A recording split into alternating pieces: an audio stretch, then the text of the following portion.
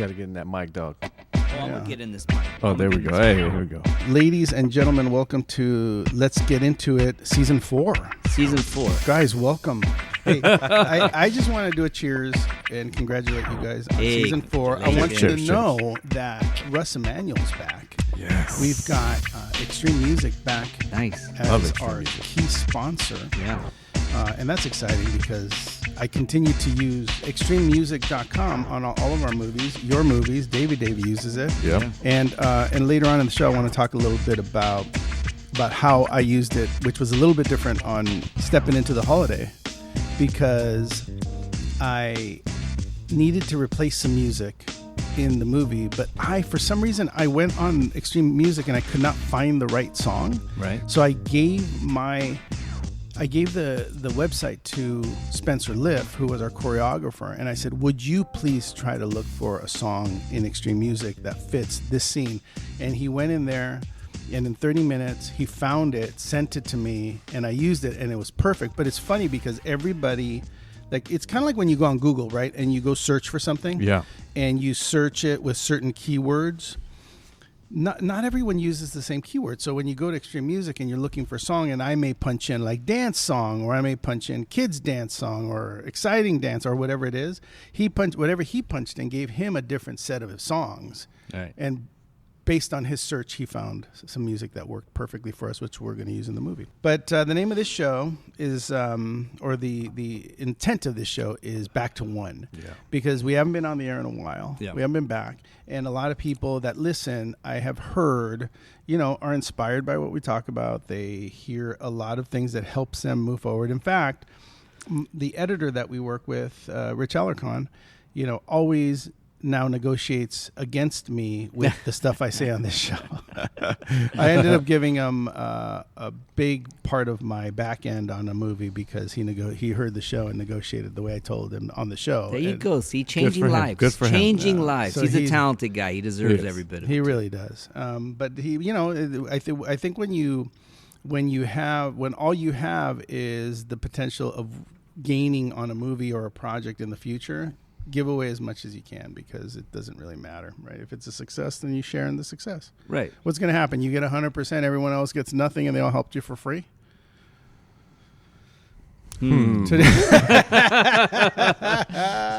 That's funny.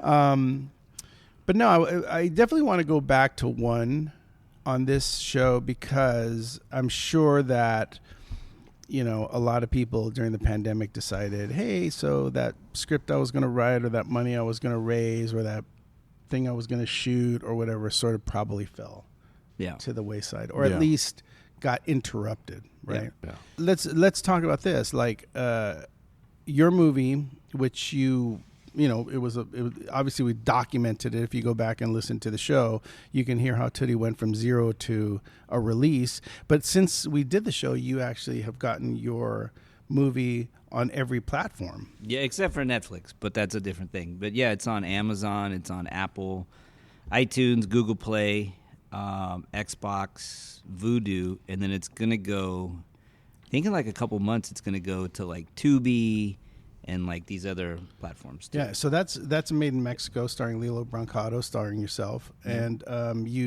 did you finish your run at the Hotel Network? We finished the run at the hotel. The hotel was a cool thing. It got us a lot of press, and from a marketing standpoint, I kind of went about it the wrong way. Well, I did have marketing dollars, which we talked about on this show. And in the beginning of this journey, I didn't really think I needed them because I was going to rely on, people to post and all this stuff, and it didn't happen. And so you really need money to get your project out there. That's important. Marketing is almost, I don't want to say everything, but without it, then you just have a movie that your friends are going to watch and say, hey, great job. Yeah. You know what I mean? You need to figure out a way to get it out there for the masses to see. And the Hotel Channel did that for me. Unfortunately, well, I shouldn't say unfortunately, the split was really big with them. Right. And to have it up there, we were at one point, I was in between a Disney movie and a Marvel movie that was in theaters. So it was an honor just to be on there and get it there. Right. And that's a place that just by chance I was able to, they're not open for everybody. I wish I would have waited because I was too eager to get my film out. because of everything everything just went to a standstill. Lots But of if I would have opportunity, waited to put it out on platforms at the same time it was in the hotels, I think I would have done a lot better because of the marketing and advertising in the hotel. Not everybody's going to pay $20 for it, but they will go on their phone if they have Amazon and purchase it. Well, when you make you a know. small indie, you probably did. You're probably in the 1% club. I don't think a lot of films do. Get into hotels and Yeah. get seen by millions of people, and then go on platforms. So, I think it's exciting what you did, and I'm glad we were able to sort of document the whole thing. So, congratulations. Thanks. I did make my money the first month. It's amazing. I did make the money back. Now the split was painful. Yeah. You know what I mean? But hey, it's a part of doing business. But you made all your money back, which is a hard thing to do in this business. So, I mean, look, if you're out there and you're thinking, hey, why do it? I think the reality is as you raise your money, do your movie, figure out what to do, I don't know, somehow the universe puts people in front of you that are going to help you get it to. Maybe it's not the hotel channel. Maybe it's not every platform, but maybe it's something else. Things are changing all the time. People are finding ways to buy movies and rent movies and see anything they want to see. So try to it's hook all up with possibility. if you're an indie filmmaker and you're doing a little movie, you don't have any connections in terms of marketing and advertising. Look for people, friends of yours that maybe have a big following on social media. And you can, even if you drop them a couple $100 or whatever, Yeah, that's a good start. Just try to get the word out, so it's not just your mom and your brother and uncles and your homies watching your movie, so you Yeah. can get more people to view it. And if you could set aside some marketing dollars in the beginning. So, and you told me that. You told me in the beginning, like, how much you set aside for marketing. I said none. I'm going to give out T-shirts and have all my celebrity friends post. Didn't happen. Right. I mean, I gave out T-shirts and it was just like, Yeah, but it's hard because a lot of people aren't associated with the struggle that you have making a flick. So you make your movie and all of a sudden you're done and you're asking people for favors and they didn't struggle like you did. So sometimes they don't do it and it doesn't happen. But if we go back to one real quick, on the show we talked about how you got top talent for your movie. right.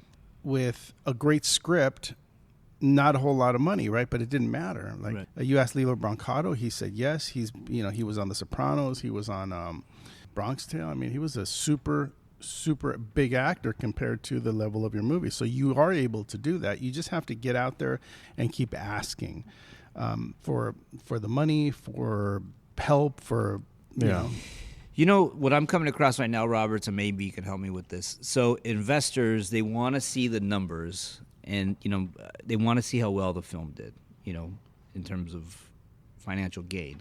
But I still haven't seen, because it's new on the platforms, like it's a quarterly thing, a 3 month. Every 3 months they're going to give me like a reading, or what the movie's statement, made. yeah. Statement, Yeah. yeah. So I still haven't got there yet. I do have the hotel channel though, which is good. You know what I mean? If you just see like dollars for dollars what it made, not necessarily the cut that was involved. Views on that, that's probably. So, but it is, you do, like, I can't really go out and hustle for money yet because I don't have all that information. Yeah, but you raised. So, see, that's the thing is that you Or raised. do I need to have that information? I guess that's what I'm asking. I think you don't. I think you need to know. Going in how much money the film made compared to what you spent on it. Right. I don't think it matters where that money came from. So, like the hotel channel made Yeah. whatever it made. Yeah. Your platforms are going to make whatever they make. Yeah. And your foreign's going to make whatever it makes. You got to anticipate whatever that amount's going to be and make that your chunk. Yeah. And say, this is how much the movie will make or has made. That's not why people should invest in you, though. People should invest in you because they believe in you. Yeah. If you watch Made in Mexico, you should invest in the filmmaker because of what you think the potential is, not because of what a film made, right? Because if we all did it that way, not all filmmakers, even the biggest filmmakers in the world, fail. Yeah. They still go on to make another movie. Yeah. So I think it's important to remember that you're not pitching the success of Made in Mexico, because you're not making Made in Mexico again. You're pitching yourself as a filmmaker and as what you were able to achieve. So someone should be able to turn around and say, Tootie worked hard. He got a key actor that had a name value. He was able to finish. He was able to deliver so well that the composer and the music in the film was good, that the QC passed all QC elements to be able to be on platforms and to be able to be in hotels, because that's not easy. That's huge. Yeah, that's huge. That's that's what producers do. You have to figure out, not every, like, for instance, if you're sitting at home and you're like listening to this, you're probably thinking like, oh, I'll just make a movie on my phone and I'll sell it. Well, you can't officially do that because you have to pass QC.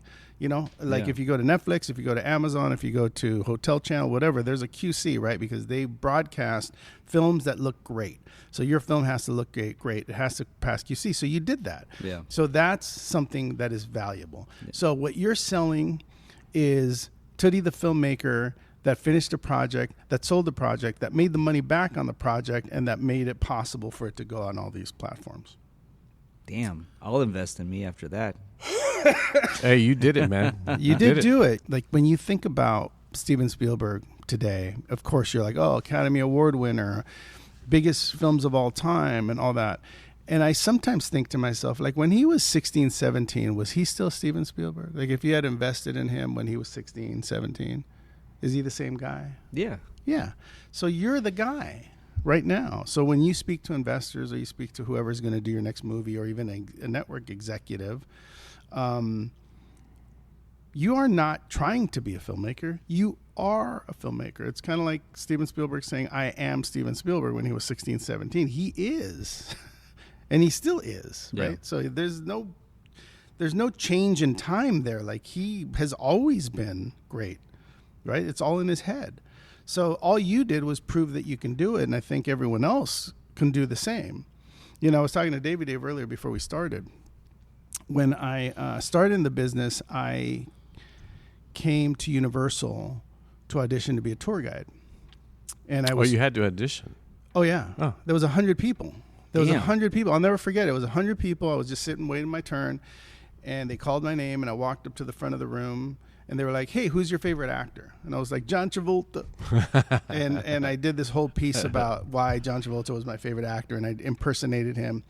And they picked me. Out of 100 people, they picked like 6 of us. Yeah. The thing about picking Universal as a starting ground for me, when you're on a tram and you see a red light, you have to start talking, right? You have to start pitching. Yeah. Right? You got a tram full of 100 people. Yeah. And you can't move the tram, so you have to keep them entertained. Oh, yeah. Hey, if you look off to the left, if you look off to the right, hey, Charlie Chaplin did his movie there, and Clint Eastwood did 4 movies over here. Yeah. You told me about The Offer. I watched all of The Offer. Yeah. And, Robert Evans wasn't a guy that came from running studios to run Paramount. Yeah. He just was an innovator, right? So the reason I brought up Universal Studios and being a tour guide is you're always pitching on the tram.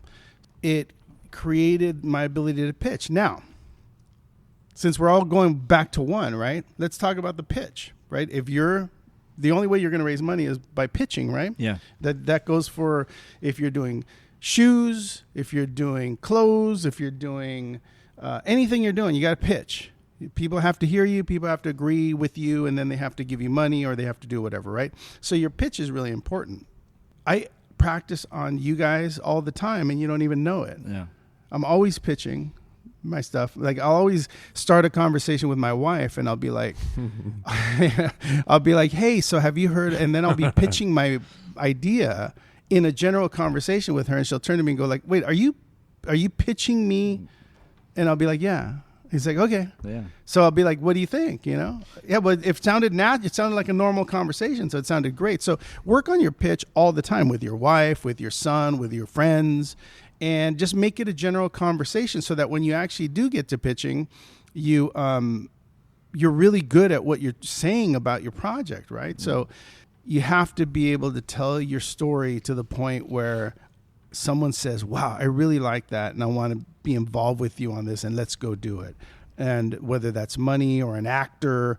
If you pitch and someone doesn't understand what you're saying or doesn't understand the pitch, do you get mad? No, I just forfeit. Really?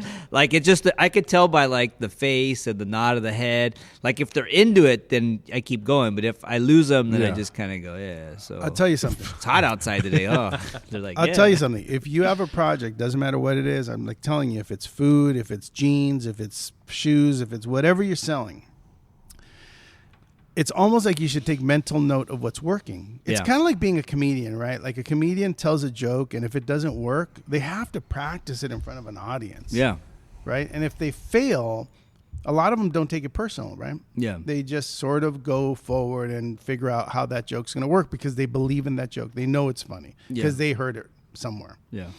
So I think when you pitch, you have to like take mental notes or even take notes. Just be like, okay, so, what did you think of that? Or you can see someone being uninterested or interested. It's funny. I'm going to tell you guys a story because I pitched someone an idea, big. Was this at the Polo Lounge? No, but I'll tell you about the Polo Lounge next. I pitched, Still haven't taken me last week. I pitched an agent of this big recording star.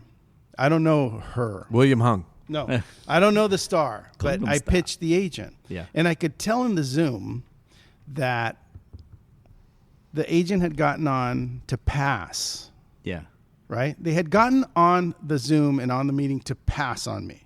like courtesy. I'll get on. like a just- courtesy. I'm going to yeah. get on because you were recommended by a friend, Yeah, but I'm not into but this. we're not into this, right? Yeah. So Very courteous. yeah, so he cut me off at some point and he said, "Hey,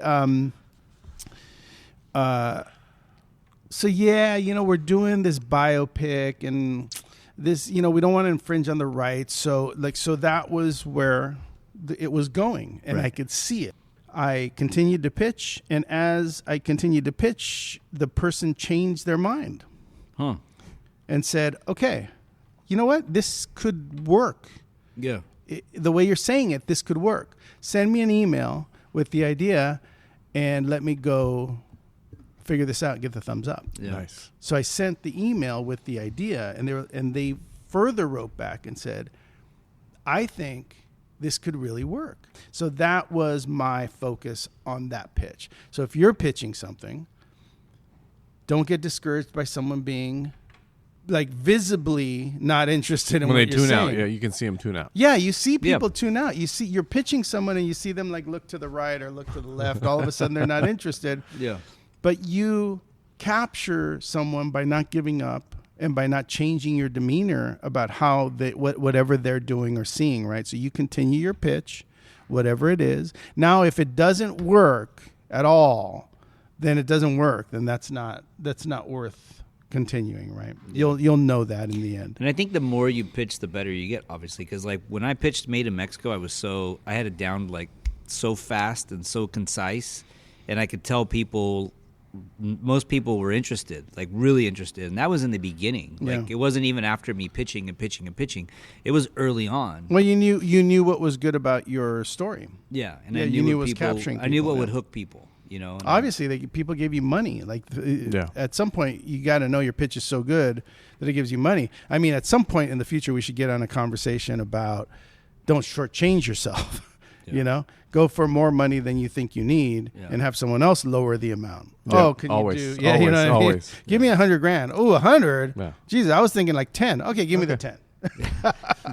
There it is. All right, I'll take it. I Fine. just raised $10,000. Yeah. But yeah, no, I think that's the key is that you have to work on your pitch. Like I was talking to someone the other day that was like, "Oh, I have a story for you. I got to pitch you this story. I got this great story." Right? I said, "Okay, pitch me your story."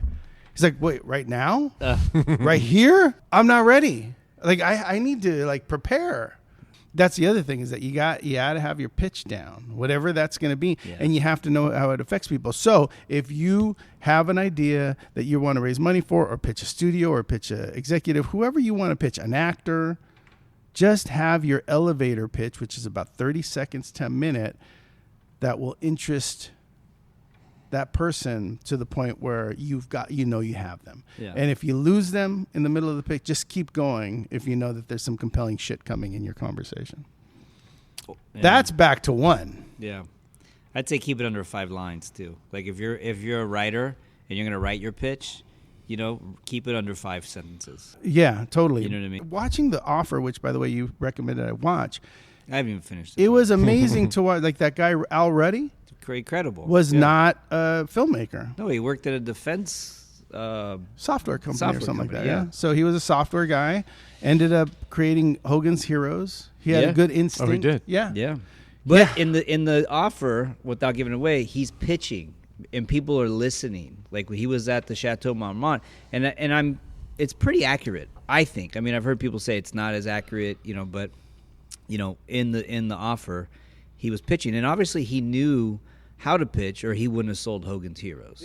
Look, my personal interest is always in a quick pitch, something that I can tell you real fast, something that I can excite you in. If I have to tell you about the grandma's uncle's sister who moved from here to there and created like this thing and then this business, that's not that's not an exciting pitch to me. That's not what I do as a producer, right? But I think if you're doing independent work, you either do what you did, which is understand your story so well that you can pitch it and people can get it and get excited about it, or go high concept. Easy Jurassic Park sort of pitch, and then build it out from there. Build it out from your super, super high concept story. But I guess the back to one part of this show is get your pitch down. Don't give up on the dream of making your movie or your TV show. Continue to pitch people and go and do it. Pretty good. How about talent? Should you try to attach talent before? What do you think?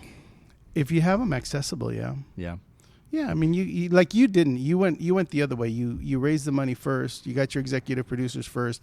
You wrote your script. You got your money, and then you went after Lilo. Yeah. Right? That's one way to do it. If for some reason Lilo had been... I wrote the script first. Then I got the money Yeah. based on the script. Then I got some of the money, not all of it. Then I got Lilo.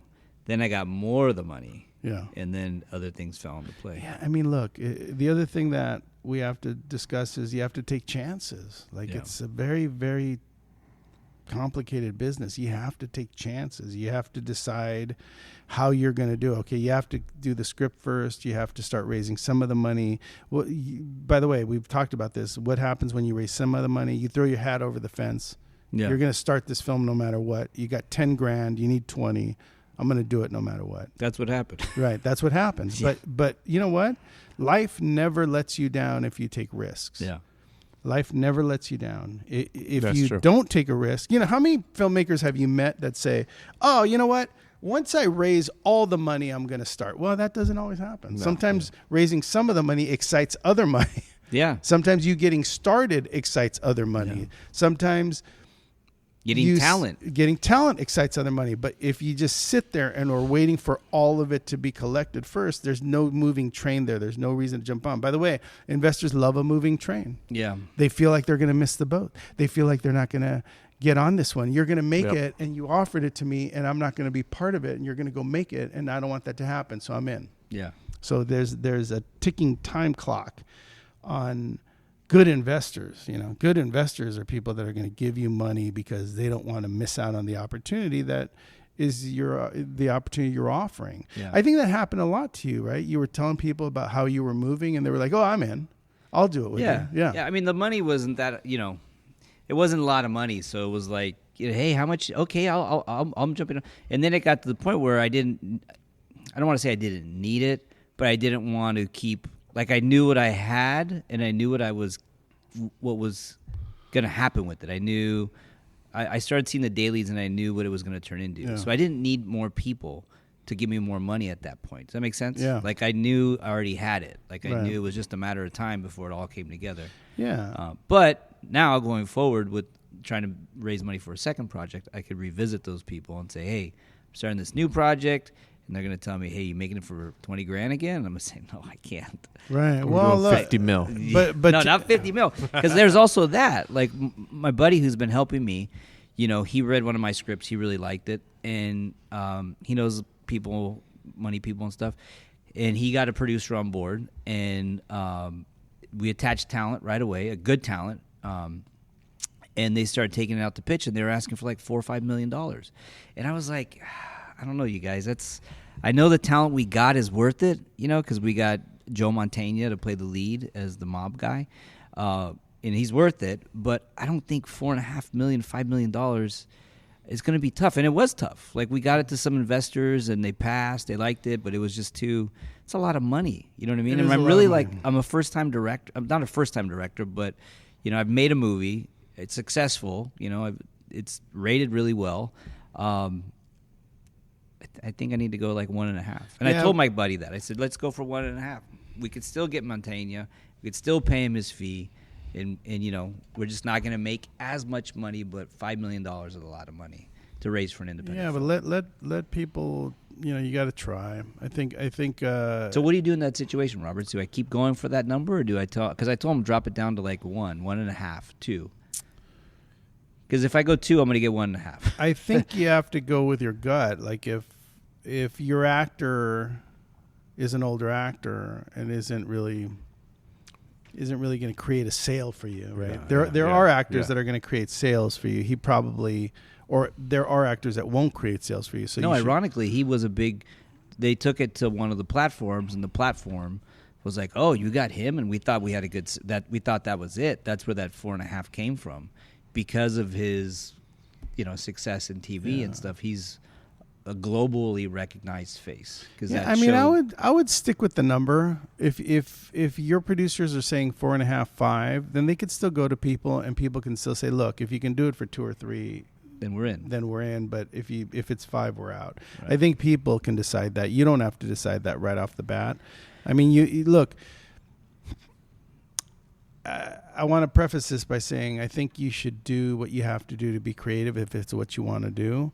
But at the end of the day, the reality is you have to push for more money, because you're going to need that money to give an actor, like the quality of what you're talking about, time to do his scenes. Yeah. Right. I've been on movies that were $1 million that actors wouldn't take because they knew they weren't going to have enough takes. Yeah. They'd be like, look, I want to do this part, but I need like 5 or 6 takes each time. Yeah. And we had to say, well, you're not going to get that. You're going to get 2 takes maybe. Yeah. Maybe 3.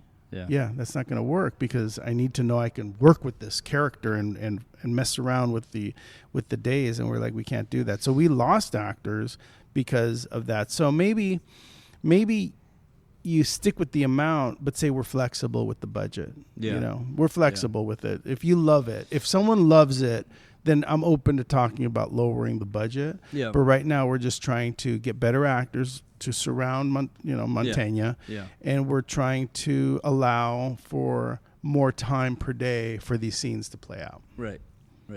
And the way I wrote it in a way to be shot, like, it's minimal. Look, I wrote it as an indie. I wrote it to be for me to make it, like, for $500,000, a couple $100,000. It pretty much takes place in a hotel. Yeah. A casino. But yeah, I mean, I don't know. That's where because in my mind I look at that number and I'm like, fuck. When I wrote this thing, I was thinking like $500,000. So let's talk about Extreme Music. One thing that I didn't realize is, I spend a lot of time on Extreme Music finding my music for my movies and for different scenes. This time on Stepping Into the Holidays, I could not find this one song. And it was sort of a dance thing. It did have to do with our choreographer. So I called Spencer Liff and I was like, look, I can't find the song for this scene. I feel like you might be able to. So here is the login to Extreme Music. Go check out, use whatever key phrases you want that you think might get you to the music that you like. He did it for half an hour. He found the song that was perfect for the scene. And I was like, that's amazing. But he did it. He had never heard of Extreme Music, but he went on the site. He put, just like Google, you punch in the type of music you want. It gives you a big list. You start to listen to each one of those, and he picked one. It was terrific. But I think Extreme Music continues to evolve. When you produce movies for an investor or for a network or for a studio, you can't start putting music in until all Yeah. of your scenes are locked, right? Right. Because otherwise your composer has to keep rewriting everything. So everything before then is temp. A lot of times I'll put in all of this extreme music into the movie as temp, and we'll end up keeping it because Yeah. it's so good. Yeah. Because it's kind of curated, right? You're a producer, you're listening, you're picking it, you're giving it to your editor. The editor puts it in, and you're like, "Hey, this is perfect." Then you give it to your investor or the network. Yeah. The network says this is amazing, Yeah. so you end up keeping it. Yeah. And the other great thing is that Russ and Extreme Music have figured out how to make it affordable. Yeah. So you don't do this and end up paying like $100,000. Yeah. You pay a good chunk, but you were able to do it with Made in Mexico. I was able Yeah. to do it with every movie I've ever made. In the past 5 years, it's been nothing but extreme music. I did an entire movie with nothing but extreme music. I didn't even use a composer. Really? Yeah, that's how great it is. So, Don't they have a feature where you can kind of compose? You could pull stuff out. yeah, you could- and I've done that before Yeah. where you actually pick a song, and if there's like too much guitar or too much sax. God, so you could do it all yourself then. Yeah, I mean, some of the songs have that feature, some of them don't. But if you find like an orchestrated song, and you decide that you don't want that much strings, or you don't want that much horns, Yeah. you can remove them and listen to the song without it. And then if you like it, you download it, and it'll create the song without that stuff on it, Yeah. which is pretty amazing. But we'll talk a lot more about extreme music. We'll get Russ Emanuel in here, Back in, yeah. and we'll talk to him. But we're excited to have them back on board. Obviously, they believe in what we're doing, and we believe in them. So let's continue to support extrememusic.com because they're amazing. Yeah. They're probably the best there's ever been. I mean, yeah. They're good. Okay. They're really good. Alarcon used it, when he did all the temp music, same thing. He did a lot of the temp music, which we kept. You kept, so it ended up becoming your actual score. Yeah. I mean, yeah, for the most part. It's amazing. Yeah. Well, what I like about it too is that when you download a song and you put it into your system, you can edit that song to fit your scene. Right. Right. So that's exciting. Yeah. That's the best part about it, because if you couldn't do that, then you couldn't do it. Right. If you weren't able to edit the song, Yeah. then you couldn't put it in. But there's been super hits, and we'll talk about that with Russ in the future. By the way, Russ recently played for the Queen at Buckingham Palace. Extreme I'm music. guessing he played Take it bass over. or something. I don't Global. know. Like he's a big time musician. I got to hear more I about don't know that. if we can get him at this point, playing for the Queen and shit. That's some serious stuff, Buckingham Palace. All right, Russ. Well, we'll have to hear all about that soon. Next week, we've got Tommy Harper on the show, Yeah. who executive produced Maverick. Top Gun Maverick, Yeah. which is at over $1 billion plus. made. So is that the biggest movie so far? Did it beat Titanic? Because Titanic. No. Avatar. Titanic, I think, and Avatar still continue to be like the top. No. This is the biggest film of the year. For hands down. Yeah, of the year. But I don't think. No. I don't think. No. I don't think. I It's think up there. Avatar's on top. Yeah. Is it? Yeah. How many billions? I don't know. I don't know A about lot. billions, but probably 1 point like something. We'll figure it out. Well, no, how many avatars are there now? Let me get back to you. There's one, but there's one coming out this year. They have like in 6 December. in the slate. Yeah. There's a lot. What? Yeah, No, there's like- they've already. They're shooting like the third or fourth Dude, there already. is Yeah. so much. There is so much to talk about in the show this season. I'm excited. We're doing a fourth season. This is exciting. But we got to change the name. What's the name of the show now? We were thinking about Hustling Fools. No, what was No. it? Film Hustlers. Film Hustlers. Film Hustlers. Film And Foos. then take Film one. Foos. Take one. Take No, back to one. But I think there's already a back to one. Checking the gate. No, that's Checking not, the that's gate. not a thing anymore. What do you mean it's not a thing? They don't use film anymore. They don't check the gate don't anymore. check the because, gate? No. Did I tell you I worked in Mexico one time, and we were still using film, and in the U.S. checking the gate was everything, right? You gotta Yeah, check the yeah, gate. yeah. What are you gonna check the gate for? There's hair in the gate. You Yeah, gotta there's reshoot fucking the dust. thing. Right? There's dust or something. So I'm in Mexico, and I realized like halfway through the first week, that no one had ever checked the gate, and I went to the DP, Mexican DP, and I was like, "Hey, man." Like, aren't you going to check the gate? He's like, no, if I check the gate, something will get in there. Stupid. I'm not kidding. He said that. I was like, I guess you're right. Like, different That's strokes funny. for different folks. But yeah, no, I'm excited about this season. We're going to have a lot of great guests. We're going to talk about a lot of pitching and getting your film made. I want to talk more about using a lawyer. I want to talk more about LLCs. We got Walter Batt back on. There's lots of things to Nice. talk about. We'll get Antoine Fisher, which I'm doing a project with right now. Caroline kept me. Caroline Kepnes, yeah. from I wasn't Maria. here for the last one. I had to work. Oh, is that true? Yeah. Okay, yeah, let's get her back on. It's going to be a great season, but I just want to say, if you're out there and you're thinking about, you got stopped by COVID and you didn't keep your film dream alive. No time like the present. Go out, let's give some money raised. Let's get in the bank and let's get something shot. Lots of platforms buying stuff. Lots of ways to show your movie. So let's get it. Don't get stopped. Let's get it done this year. You can count on us. We're going to be here every week talking to you about it. If you have questions, send them over to the Instagram. The Instagram. What's it called? Instagram?